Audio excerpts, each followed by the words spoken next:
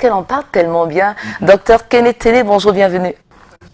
Bonjour, Quand vous allez très bien. Ça va bien, merci. Comment allez-vous? Ça va, ça va. Super. Alors, comme à l'accoutumée, nombreux sont ces téléspectateurs qui nous écrivent sur notre page Facebook pour poser leurs préoccupations.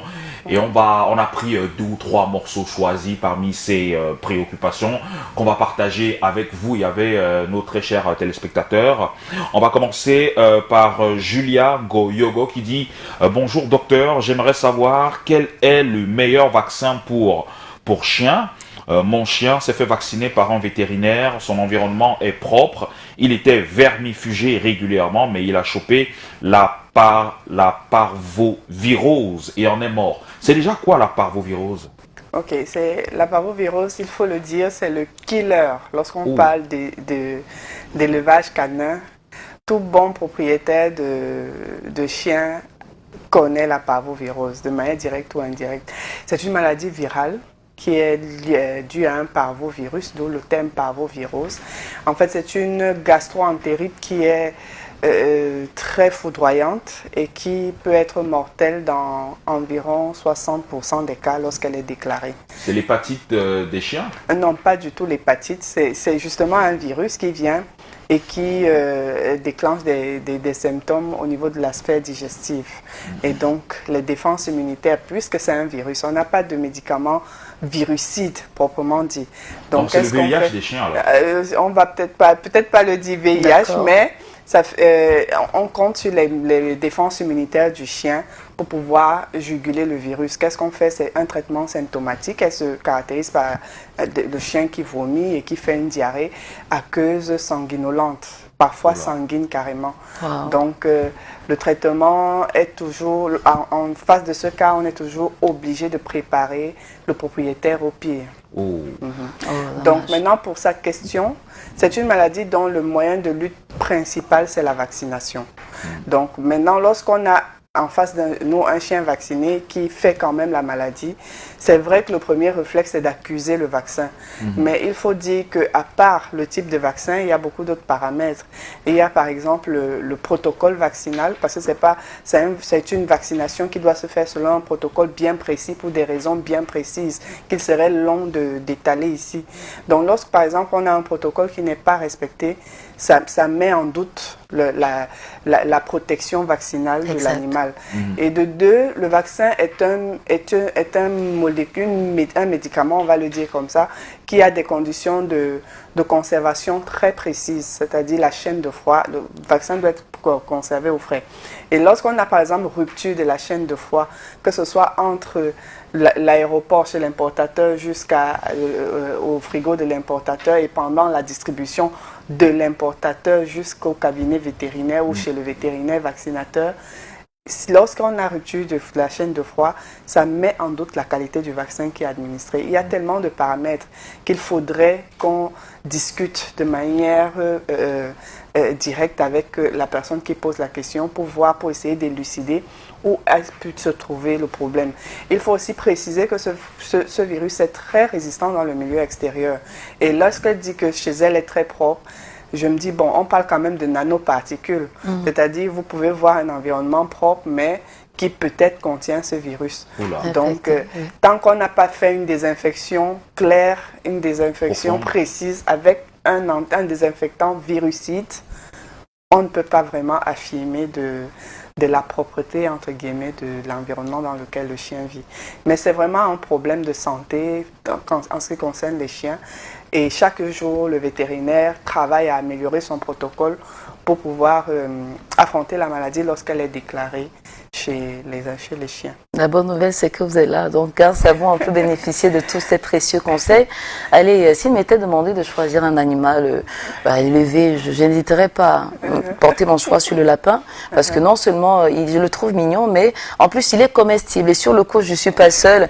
Et il y a un autre téléspectateur qui a une préoccupation. D'ailleurs, ce matin, on l'appelle Sophos. Il dit « Bonjour, Doc ». Bonjour. Alors, je vis au rez-de-chaussée d'un immeuble. J'ai le petit avantage d'avoir une petite cour arrière. Nous sommes dans un quartier résidentiel, mais je pense beaucoup à construire quelques clapiers pour élever les lapins. S'il vous plaît, pouvez-vous me conseiller entre les problèmes de cohabitation avec le voisinage ou bien le vol? J'hésite un peu. Oui, c'est déjà une très bonne chose, monsieur, de penser à ça. Tout ce qui est entrepreneuriat, nous encourageons. Il faut le dire, le lapin, la cuniculture, CUNI, c'est l'élevage de lapins, est une activité qui est en plein essor dans notre pays. Le lapin a l'avantage d'être une viande blanche et le lapin n'a pas d'interdit socio-culturel, c'est-à-dire de toutes les religions consomment sa viande. C'est une viande qu'on peut consommer chaque jour. Problème de vol, nous n'avons pas beaucoup de retours de problèmes de vol, mais il faut dire que lorsque vous envisagez déjà de faire de l'élevage, la production, sachez que la sécurité est un facteur important. Mais la viande de lapin ne se vend pas très facilement. La viande de lapin est, comme on va dire, un peu réservée à une élite. Donc, en général, elle n'est pas très sujette au coût de vol. Pour son cas précis, il faut le dire, le lapin n'est pas bruyant, il n'est pas comme le chien ou comme les poulets qui peuvent faire du bruit. Donc, côté cohabitation, vous pouvez vraiment vous lancer. Maintenant, vous avez la contrainte de construire des clapiers bien aménagés. On a montré déjà un exemple de clapier avec des bacs de récupération des urines pour que l'urine ne stagne pas. Parce que l'odeur est forte? Oui, l'odeur est forte. Les bacs de récupération des urines, une tuyauterie adaptée. Bref, vous avez besoin de vous faire conseiller pour faire construire des clapiers bien aménagés. Le lapin est très prolifique. Si vous avez un couple de lapins, en 30 jours, dès qu'ils se croisent, en 30 jours, il vous donne 5 lapereaux minimum. Et 30 jours après, vous faites le sevrage. Donc, en 60 jours, vous avez 5 lapereaux supplémentaires qui sont indépendants. Et dès que vous remettez le couple ensemble, directement, il y a une autre fécondation. Ça fait qu'en un an... Pourquoi lorsqu'on vous taxe d'être dès qu'on vous taxe de lapin, c'est ce que ça veut dire. Donc, en un an, vous avez commencé avec un couple. En un an, vous pouvez terminer facilement avec 30 lapins. Donc, c'est un très gros avantage dans la culture du lapin. Et le lapin se vend quand même. Ça se vend quand même. Par exemple, vous avez là à l'image un cuniculteur expérimenté qui est aussi infirmier vétérinaire et qui me dit qu'il vend son lapin à 4 500 francs le kilo sur pied. Il suffit de trouver l'élite qui est capable de consommer votre lapin, vous allez pouvoir vous retrouver financièrement. Et si vous voulez élever les lapins, il faudrait juste que l'endroit soit sain. Oui, l'endroit doit être très bien aménagé, surtout que vous ne vivez pas seul. Déjà que si vous viviez seul, vous-même les odeurs devaient vous indisposer. Ce qui est bien, un bon moyen d'apprendre aussi, c'est de vous associer à des personnes qui pratiquent déjà l'activité.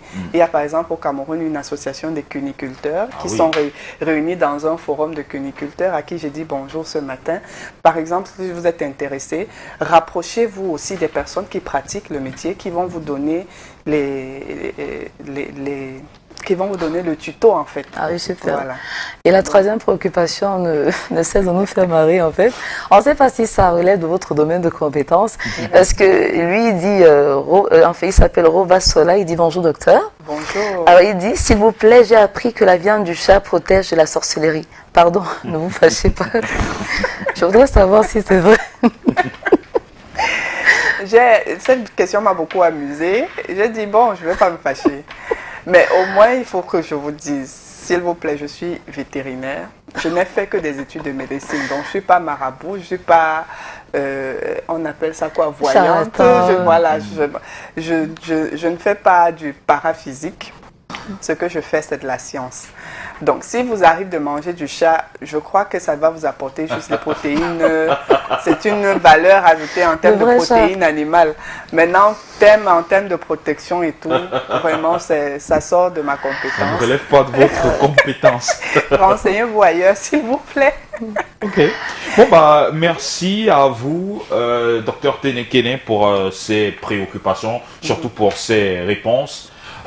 Prochain rendez-vous, ce sera mardi. Mardi. On aura certainement encore des préoccupations Oui, à partager avec vous et avec nos très chers téléspectateurs. Vous savez ce qu'il vous reste à faire, allez sur notre page Facebook et puis laissez-nous des messages, faites-nous part de vos différentes préoccupations et on partagera ces préoccupations avec notre docteur vétérinaire Téné Kéné. On peut déjà vous souhaiter un bon week-end, non? Oui, merci. Oui, puisqu'on bon vous retrouve week-end. mardi prochain. Oui, on me retrouve mardi prochain. Je vais assister à un enterrement malheureusement. C'est ça le cours de la vie. Ah, beaucoup de courage. Hein. Mais bon, Ça ira certainement. Beaucoup de courage. merci. Allez, très bonne journée. Et on va rappeler que c'est tous ces messages qui font, qui sont la preuve parmi de cette belle interaction entre vous et nous, chers téléspectateurs. Et dans cette belle aventure aujourd'hui, on va parler de beauté. On va parler également de santé avec notre